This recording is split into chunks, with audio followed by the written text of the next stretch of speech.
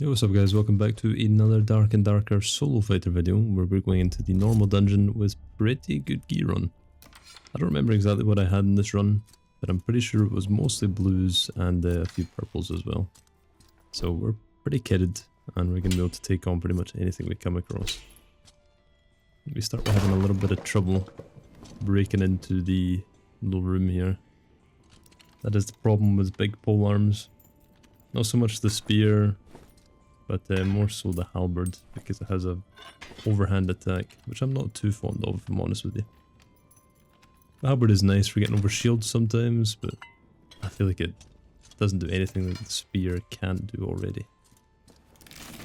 Definitely not my weapon of choice, but it can be fun to mess around with, that's for sure.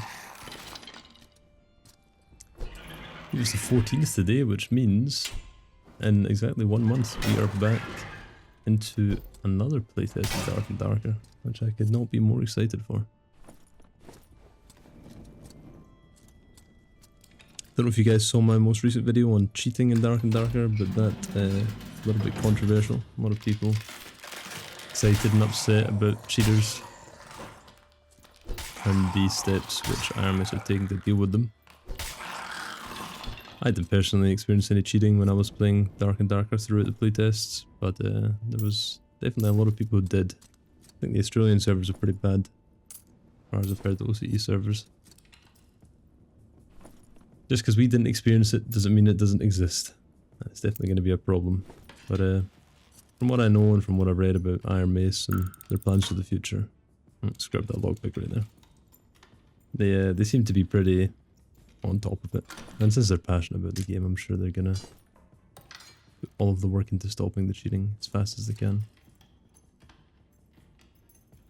But yeah, just a slow start to the run. This is normally how most runs start. A little bit of looting, a little bit of PvE. We'll get ourselves half an inventory maybe before we find our first group of players. Smashing these bots. Get some more trinkets. Big fan of shrines, so I'm going to pop this one pretty quick. I'm pretty much through most of my Dark and Darker content by now. That is most of my gameplay already uploaded to the YouTube. So just going to be doing some more long form content, talking about the game and updates and kind of general news. Maybe some educational videos in the game too, before the next playtest drops. I don't know if you guys would be interested in that. Do a video on the stats maybe. Because the stats are very interesting. And I was also reading the dev Q&A for the upcoming playtest, and it sounds like they're making a lot of really good changes, which is nice. We're gonna have the full 3-floor dungeon for the next playtest, which is gonna be awesome. And here we come into the big pyramid room, and we find our first group of people. Seems like a barbarian threw a Francisca axe at us.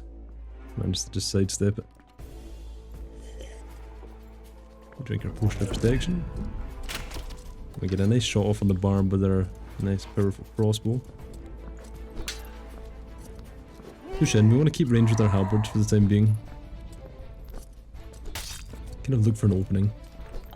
As I go in on the barbarian, the fighter loops round, so I switch. Managed to bring him down pretty quick. Now we get that 1v1 with the barbarian. And after that first hit, he's pretty weak for the most part. Sometimes switching targets mid-combat is a great way to kind of get on top of someone who was keeping distance before. That fighter felt kind of pressured to attack me because the barbarian was getting assaulted by me. And so after I push the barbarian back, I immediately switch to the fighter, bring him down, and then we get back to the barbarian. A lot of solo VX gameplay in Dark and Darker is all about target priority. And obviously a lot of kiting as well. But we did get some nice loot. He had a nice blue bardiche. The fighter didn't have too much on him, unfortunately.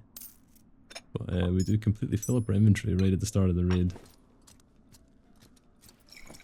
We are very full now. So all we can really do is look for upgrades.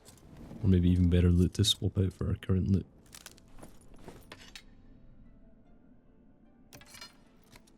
Think about resting at the campfire, but I think you need a green campfire to actually restore your second wind, so it wouldn't really do as much good. Seems like that rogue maybe died to the 2-stack there before I got to the room. We'll load our trusty crossbow.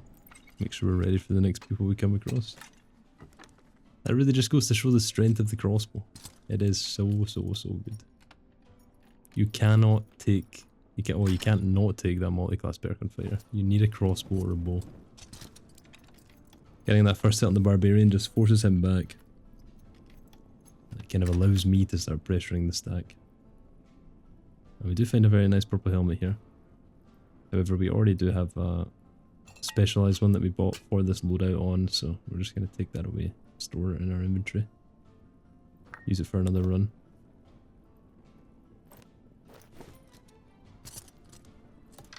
And grab those boots because we can sell them.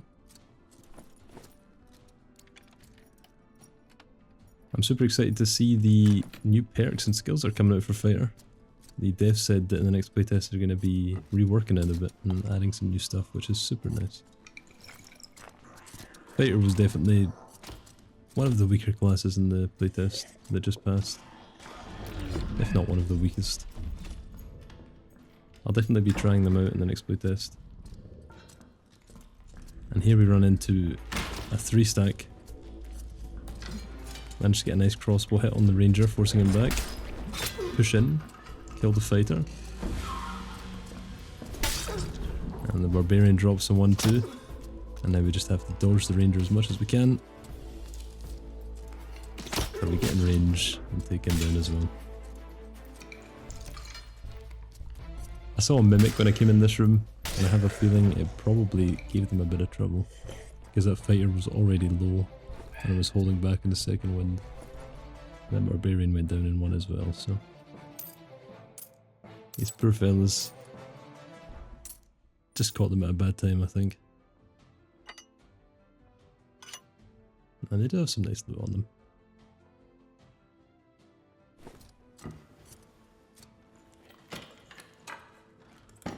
Crossbow loaded up again.